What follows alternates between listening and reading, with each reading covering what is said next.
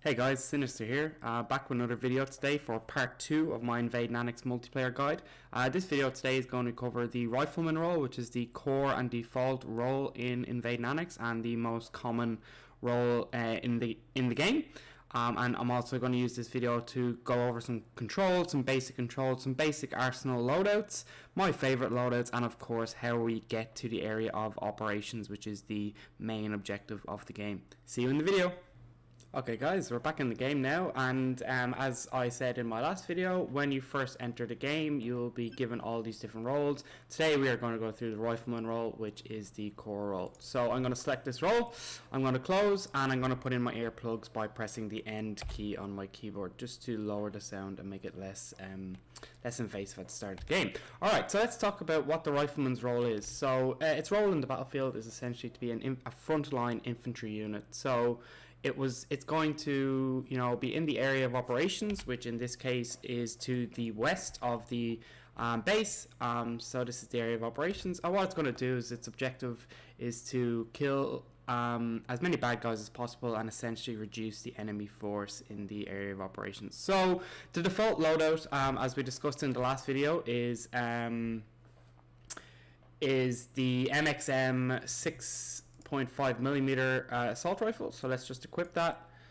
MXM 6.5mm assault rifle. So this is the default weapon, obviously not with this scope which I just put on. And this is a very, very effective weapon for what you want to do. And so at this point you can go in and do whatever you want in the game.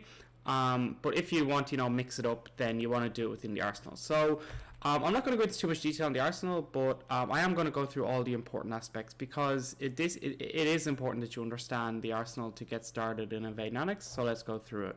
So the first thing you're going to probably want to do is just see your character, so that if you do change your loadout or how you appear, you can see it here. So as you can see, this guy actually right beside me has a half ghillie suit. And he has a rocket launcher obviously as well. So what we want to do is we want to start on the left hand side. So your primary weapon is the top option here on the left hand side. And so as I mentioned in my previous video, as a rifleman you pretty much have full access to the arsenal in this game mode on this server. So you can pretty much choose whatever you want. I will go through some of my favorite loadouts a little bit later on, but you can choose whatever you want here. And so we'll just stick with the MXM. We'll just stick with the default loadout for now, because this is quite an effective weapon. And so once you select your weapon, on the right hand side you have sights, you have rail attachments, you have muzzle attachments, and you've got a bipod. So you can choose whatever ones you want here. A pretty decent scope I find for the MXM is the red dot. So that's going to be the AORCO. So I personally like this, but you can choose whatever you want. The DMS is pretty good. Obviously the hollow sides are pretty good. So let's put that on. And is there any attachments? So we can put on a flashlight. So if it was at night, you can put on a flashlight. We don't really need that. We can put on attachments. So we can put on a suppressor. So suppressor is pretty good. And you can also apply a bipod, which you're not really going to need, so you don't really need to put a bipod on in this case. Okay, so let's say you've put these on and you want to see what it's like. You want to see, oh, is this a good scope? Do I want to do something else? Simply click close. This will bring you back to the main screen, and then if you want to look down your scope, you right click on your mouse. So that brings up the dot, but you can see I also have a magnification optic on my weapon as well. So the default keybind to change to your other optic is left control, right mouse click, and as you can see, this brings up a magnification and a different optic. So you've got these with pretty much every weapon. Every different scope in the game has multiple magnification types. So this one's for a bit more long range. The effective range of this weapon is approximately 200 to 300 meters.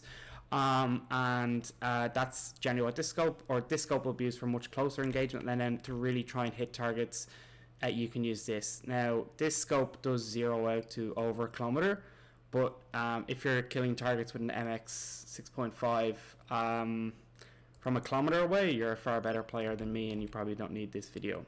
So now that we've gone through some of the basics here, let's go through the other arsenal types that you can choose. So the launcher you get a couple of launchers available to you. You don't get them all, but you do get a couple of launchers available to you as the Rifleman role. So in my personal opinion, the Maz is the best. The reason that I think the Maz is the best is it's the ammo type that you use. The actual missile that shoots out of it is very fast and very accurate over short distances. So, you know, up to like 400 to 600 meters, this missile is pretty much going to go exactly in a straight line, which I think is great. The RPG, as the RPG suggests, it's a rocket-propelled grenade, so it has a different trajectory, and it's not as effective on some targets. So let's say you do have a Maz equipped, right, and you want to put rockets in it. Okay, so to do that, you actually need to click on your bag, or your backpack in this case. So the backpack is down here, and in order to get ammo to add ammo to your backpack, you need to click magazines here on the right hand side. So you click your backpack on the left, click your backpack on the left, and then you click your magazines here on the right. So in this case, I have a Maz, so the Maz uses actually I need to go to magazines. So the Maz actually uses these rounds. Okay, so it uses the Maz HE, which stands for high explosive. So high explosive rounds are very effective against infantry units or lightly armored vehicles, and then the high explosive anti-tank rounds are very effective against armored units or tracked tanks. So generally, if you are carrying a rocket launcher, I suggest you equip the high explosive anti-tank rounds. However, the option is up to you. If you want to add more rounds, or have less rounds, so let's say you don't want to use anti-tank, you want to kill infantry instead, you simply click the minus button and then you click the high explosives and you can add them to your backpack that way. So let's say you wanted 2 high explosives and 2 anti-tank, simply go there. Actually, you can only equip 3 in this backpack, but we'll get to changing backpack shortly. So that's a basic, and you can also do this for your weapon as well. So if you have a weapon, so I've got my 6.5 millimeter, I can see that I currently have how many rounds have I got? It doesn't tell me how many. I've got none in my backpack at the moment, so I might want to put in a couple of more rounds. So I just click here and I've put in a couple more rounds for my main weapon. So that's that. If you want to equip a handgun, you can equip a handgun. It will sit in your handgun holster here, which is automatically on your character when you spawn in. Again, rail attachments, muzzle attachments, and bipods. You're gonna have very few attachments for a pistol naturally. The next option down is your uniform. So this is where you can get really, really creative. You can be whoever you want to be. If you want, you can go around as a bandit. You got some bandit clothing here. You have some casual clothes. There's some really creative ones, like there's a construction overall here, and you can go in and you can wear a hard hat and be a construction worker if you want. This is where your creativity comes into play. There isn't really, obviously on the right hand side, the game does tell you what kind of protection each armor type does offer. Obviously military armor is going to offer you more than, say, a suit. A suit doesn't offer you basically any armor, whereas your combat uniform is going to give you more protection and stuff like that. So that's there. You've also got your vest. So this one is quite an important one, actually. So your vest is it's here. You can just see it on my character here on the underbelly. I need to zoom in. So this is your vest, this area here, and the vest actually enables you to carry items. So a bigger vest is going to give you more items to carry, or the ability to carry more items. Now your vest is really only going to carry magazines, so as you can see here, I currently have 3 rounds in my vest, so I can equip a lot more, so I can actually have 10 more rounds put into my vest. But again, let's say you wanted to be a construction worker, so you put your red construction overalls on, and instead of having a vest, you might want to put some red vests on. Be whoever you want to be. But yeah, let's just assume that we're going to want to put on some combat gear. You want to put on a vest, so probably something like that. That looks pretty cool. So that's it. Yeah, so your vest does matter in that you can put rounds. You can also put grenades in there. You can put smoke grenades, things like that. So it is quite important that you do equip a vest. The next one down is your backpack. Okay, so the default backpack that you spawn in with is the assault pack. It is absolutely fine. You don't really need to change it if you don't want to. However, the biggest backpack you can get, which will obviously carry the most, is this Bergen backpack here. It is massive though. Like it really is big. And you really stick out. Like the AI obviously don't target you or anything, but yeah, you kind of stick out with the backpack. So if you want to equip it, it's up to you. Obviously, that's your choice. But it's a bit of a beast and it's quite big. There are some really fun backpacks you can use. Like there's a sports backpack, which goes great with your with your construction outfit if that's your kind of thing, but obviously holds far less than anything else. So to kind of put it in perspective of the load.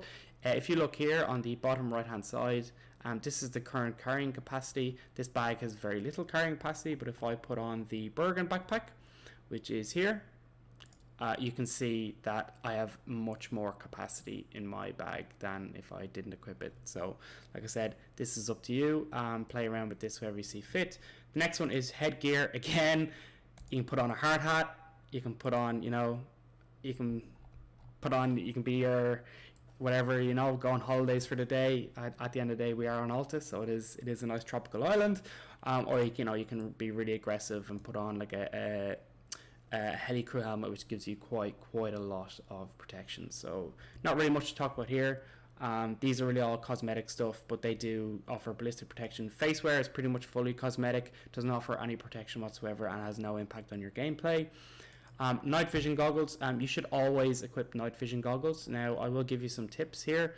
You should always equip night vision goggles for the simple reason is the map does go dark throughout your gameplay, so you just don't want to be caught in a battle with no night vision. However, the E night vision goggles 2, these are very good because they also offer thermal vision, so you can actually use these in daytime to scout targets in front of you in advance. So let me just show you how to first activate your night vision and how to activate your thermals. So they're on automatically, so you can see them on top of my head here, just there. And so to activate your night vision, you simply press N, so that's November, on your keyboard, which will activate your night vision. But if you want to activate your thermals, press it again, and you can see thermals are activated. Now obviously there's currently no players here, but you can see that snake on the ground. It's giving off a heat signature and therefore is visible on my thermals. There's something over there, it's giving off a heat signature as well. That helicopter is giving off a heat signature. There's an AI over here. This player has a ghillie suit on, so he has no heat signature, but there's a normal player that's just spawned into the game, and as you can see, he's giving off a heat signature. So these just make your gameplay a little bit easier, and so I would suggest that you just equip the E NVGs 2, and that will just make your life a little easier, and they also come with the default night vision as well. Binoculars, again, these are completely optional. You do spawn in with binoculars. I've talked about the laser designator in my sniper mod review, so my opinion on that is well known, so I won't go into much more detail on that one. So if you do select one of these, you choose a binocular, you choose a laser designator, or you choose a rangefinder, to bring them out, you exit the armory and you press B, so B for Bravo on your keyboard, and that will bring out your binoculars, and you simply look through your binoculars by using your right click on your mouse button. Now binoculars can zoom in and out. I have the zoom in and out button bound to my mouse buttons, so I have two mouse buttons at the side, so zoom in and zoom out are on the mouse, but the default button is the plus and minus on the numpad, is the default button to zoom in and out on your binoculars. It's the same for laser designator and for the rangefinder. So what else have we got? We have, map. You always want to have a map equipped. If you don't equip a map, you can't actually open your map, which is a so next up in the arsenal is the GPS, and the GPS is found in the terminal section. Now for all new players, I do strongly suggest that you press, or that you select a GPS, and I'm going to show you why. As I mentioned in my previous video, if you press right Control and M, your GPS will appear on the left hand side of your screen. Now this is very helpful when you're in a combat zone because it will show you where other friendly players are, where friendly assets are, and your character position on the map. It'll also show you if you're facing north, east, south, west, and it'll give you on top of it, it'll also tell you the bearing, that your compass bearing that you're facing, which helps if you're in a group and you're calling out targets to friendly players. So by unequipping the GPS, which I'm going to do now, you lose that ability, and for new players that can be quite disconcerting, and it can make orientating the map quite difficult, and so therefore I personally don't recommend you play the game without a GPS. However, it is obviously optional and totally up to you how you wish to go about that. Next up in the arsenal is just basically your compass. I'm going to show you how to use a compass in a moment, and a watch. Both of these are pretty much optional. You're very rarely going to use them, and they are essentially just cosmetic items. But that said, to bring out your compass, press K. This will show you west, north, east, and south. It'll also give you the compass bearings, obviously north being 0, 0, and anything to the left of that being a 3-digit number, anything to the right being a 2-digit number. Like I said, these compass bearings align with what is on your GPS on the left hand side of your screen, so it is generally a lot easier just to play with the GPS than to press K. Now if for whatever reason you want to have the compass open at all times, simply double tap K. Double tap K will mean that you can move around, you can play your character, and your compass will stay on your screen. It's pretty annoying, I know. I wouldn't. But what you can use it for is you can open up your map and you can bring your compass. Your compass is also here.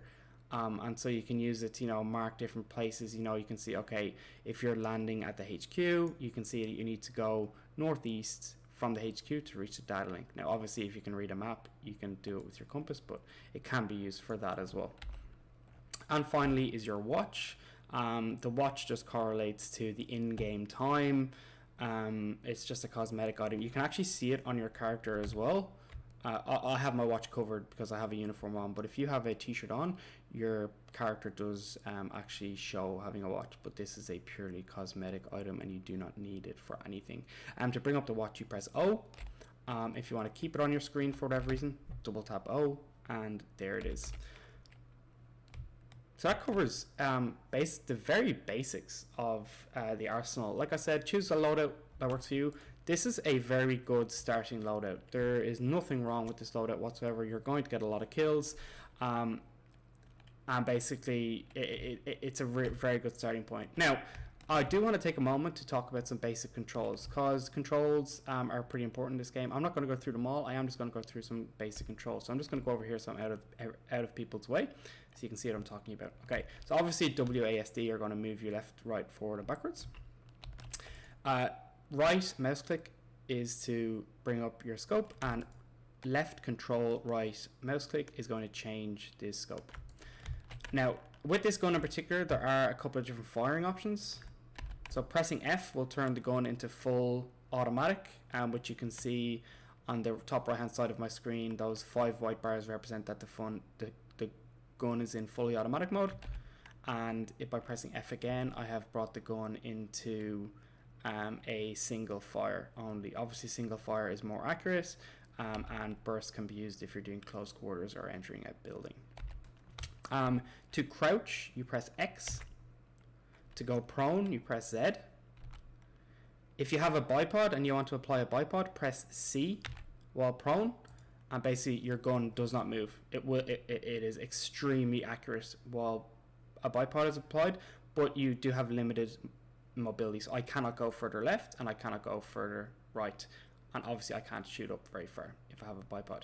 Now on that topic, if you are on a wall, your character will automatically balance their weapon on an object, so a wall, a crate, anything. Some vehicles as well also can be balanced, can have the gun balanced on, and this is represented by the icon in the top right hand corner. You can see that a small kind of dildo shaped object has actually appeared underneath my weapon, and if I move away, that disappears. So this is stabilized, this is less stabilized. Alright, so there's a couple more core stances I want to go through. The first one is walking. So to actually toggle walk on your character, which makes them far more stable, is Control and C. So Control and C by default. Control and C by default will make your character walk. As you can see, my gun is extremely accurate while walking. However, your character moves very slowly. If you want to turn it off, simply press Control and C, and now your character is back to a normal stance. But bearing in mind, there is a delay between obviously deploying your weapon while you're walking normally. If you want to move really fast, so you're moving from cover to cover, you can sprint by holding left shift. But obviously while sprinting, you cannot raise your weapon. You need to go into this. And one last trick, and I honestly, every time you're in the area of operations, you should do this. Double tap C on your keyboard, and your weapon will be in combat stance. So I'm moving faster. I'm not walking, by the way. This is not a walking stance. This is normal. This is combat stance. And this means that you're raising your weapon, and it's not as accurate as walking, but is extremely accurate, and you can fire it immediately while moving quickly. If you toggle a walking stance, your weapon is pretty much deadly at close range if you toggle walk and combat stance. So turn my walk off, turn my combat stance off by pressing turn walking off by pressing left Control C, and toggling combat stance by pressing C twice. And last but not least, I want to talk about lowering your weapon. So obviously this is a milsim. You want to be immersive. You mightn't necessarily want your weapon raised all the time. So, you know, if you're just in the base like I am right now, there's really no reason to have your weapon out, because you can't actually shoot your weapon anyway. So what do you want to do? If you double tap left Control, you can lower your weapon, and you actually have a full vision now. So that's pretty cool. Also, if you press the right mouse button while in this view, you can actually zoom in a little bit, so you can actually see a little bit further than you would with your character, and there's obviously real head sway and stuff as you're moving. The one last control I want to share with you all is the third person view. It is an immersive milsim, but obviously you want to enjoy the game as well, and I know not everyone likes to play the game in first person. If you prefer to play the game in third person, simply press enter on the numpad. So that's the button that is below the plus and minus, which is also the buttons to zoom in and out on your binoculars.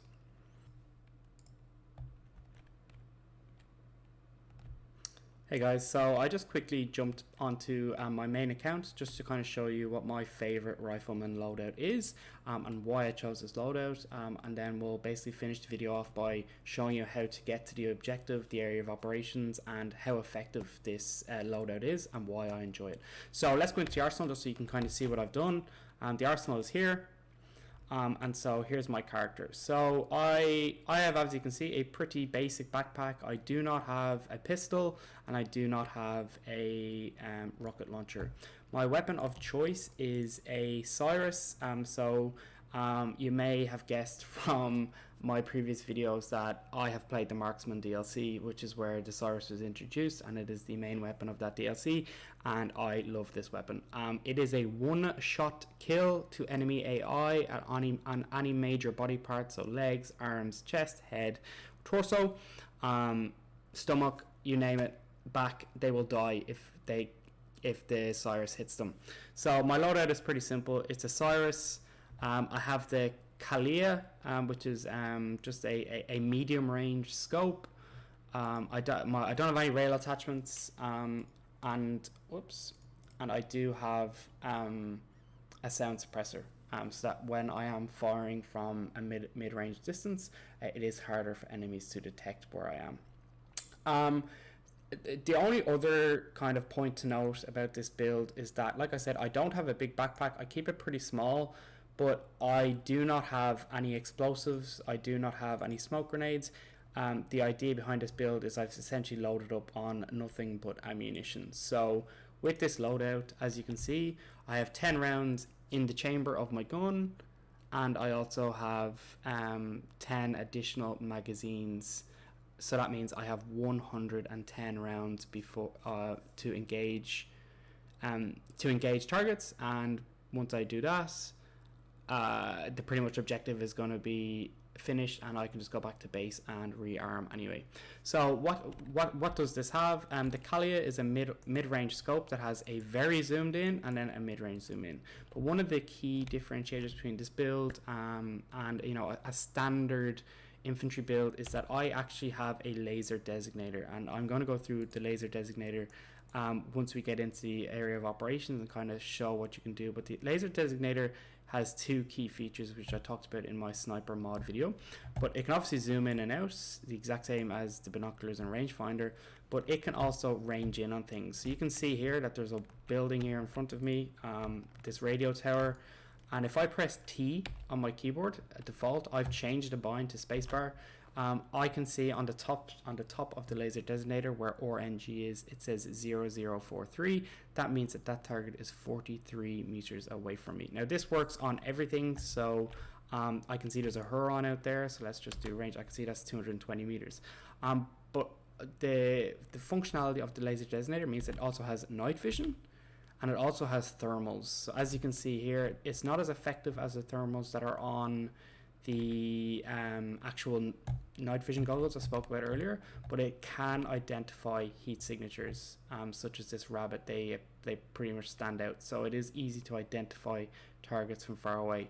And the last feature of the laser designator, which I can't show you right now because I'm on the base, is that it has a laser, and this is really important for Invade and Annex, because the laser can help your close air support and various other participants in the battle to identify key targets and take them out. So I will show you this in the next part of the video, where basically I'm going to show you how to get into AO and show you how effective this loadout is. So for me, this loadout is, I consider it a mid-range reconnaissance. And so my armory is here, and you can see that I just have I just call it AR1, which is assault rifle 1. And the idea behind this is that it does not have a very long range scope on it, so it's not going to be killing targets from 2 kilometers out, but anywhere between 600 to 1000 meters, this is a pretty comfortable weapon to engage targets. And because I've got a laser designator, I can call in key targets, so anti-air, tanks, transport helicopters on the enemy team. I can call all of those in with my laser designator, so that my teammates and my air support can engage them or warn them accordingly. So it's a pretty versatile build. It kills enemies, it helps support my team, and it also enables me to just play solo if I want, and I don't have to go in super close to the battlefield if I don't want to. All right, so now you're all decked out and ready to go. What do you want to do? Yeah, so like I said, you're going to open your map and you're going to find the area of operations. In this case, the area of operations is really far away. It's actually 12 kilometers away nearly. So you're not going to walk that distance. To walk that distance would literally take you 1 hour, and it would be a complete waste of your time. So what you need to do is you need to wait for a transport pilot. So as you can see, this helicopter here is about to land, and they can pick you up on any of the 4 pads that are in front of the base here. So if you just zoom in closer, you can see that there is pad 1, pad 2, pad 3, and pad 4. And as long as there's a pilot on these pads, so that's landed, not hovering, but on these pads or in the vicinity of these pads, you can then mount up on their helicopter like I'm about to do. So let's get on the helicopter and let's get into the AO, and I will see you guys when the pilot gets us there.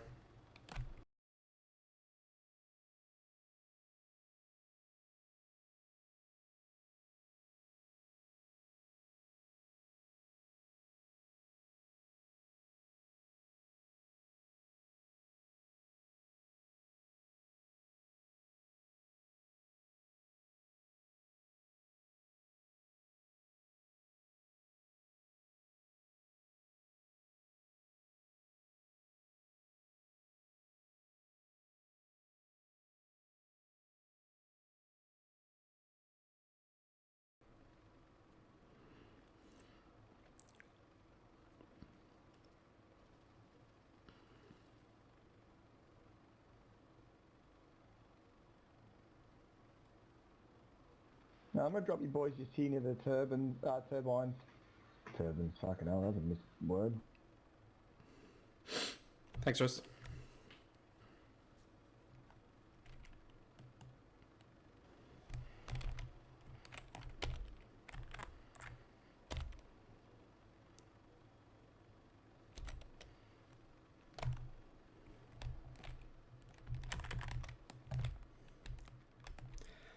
Alright, so now that we've made it to the vicinity of the objective, at this point, due to being a kind of mid-range reconnaissance unit, the first thing I do is I try and assess my position on the map. Now I've got a bug. If you cannot see where your character is on the map, simply press U to join a group, leave the group, create a new group, and then leave.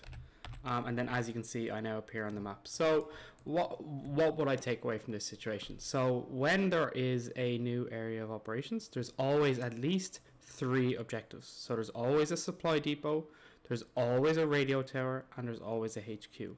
So what this scenario tells me is that this is a relatively new area of operations, and I would imagine there are many key targets available.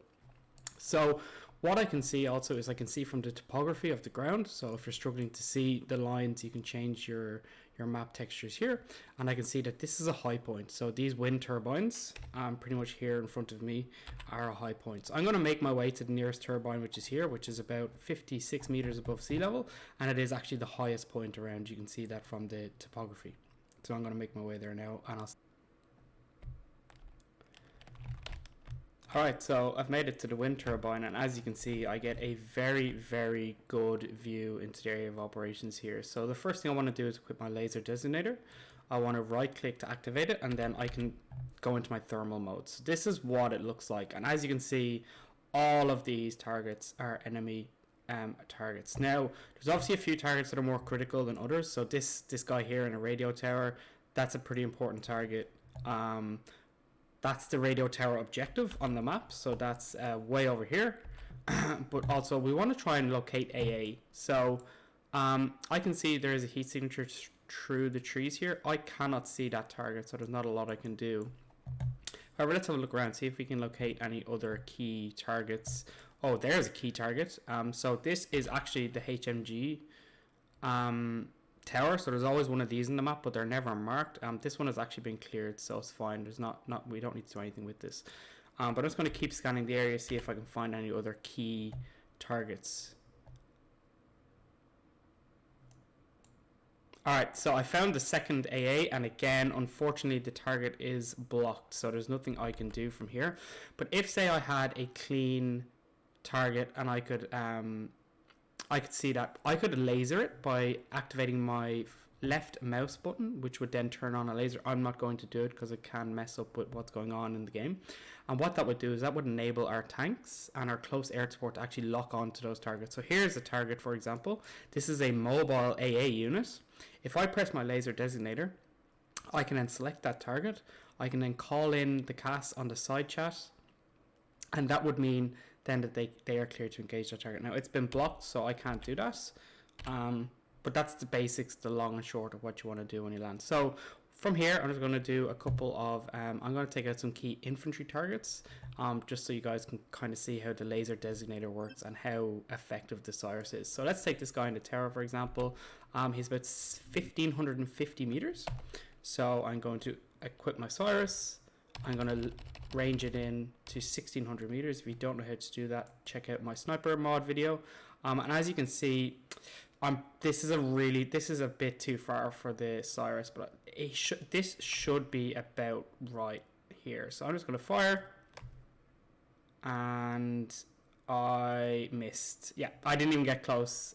This is just too far for this kind of weapon. But let's have a look, see if there are any more other key targets. Oh, that looks like a sniper, actually. Yes, I think that's an enemy sniper there. So I'm going to try and take him out, 1,200 meters. And let's see. Again, this is quite a distance for this weapon, but we'll try and take him out. Yes, got him. And as you can see on the bottom left-hand side of the screen, I actually killed the sniper, and it appeared on the screen. So that shows that it was a key strategic target. And that's it. It's the end of this Rifleman video. At this point, you can basically do whatever you want. You can start running into the AO. You can then, engage targets, or you can continue to kind of stay long range and look to try and engage. So here's a key target right now. I just found it near the smoke. So this is an AA unit. So at this point, I am going to laze this target with my laser designator here. And inside chat, I'm going to say, AA has been blazed. Cast clear to engage. And basically what that means is that I will now laze this target and I will not move. I'll actually crouch so I'm a little bit more stable, and the cast can lock onto that target with their bombs. And that's it. That's the end of this video, guys. Thank you so much for watching. I really hope you enjoyed it, and as per usual, let me know your thoughts and comments in the comment section. Bye.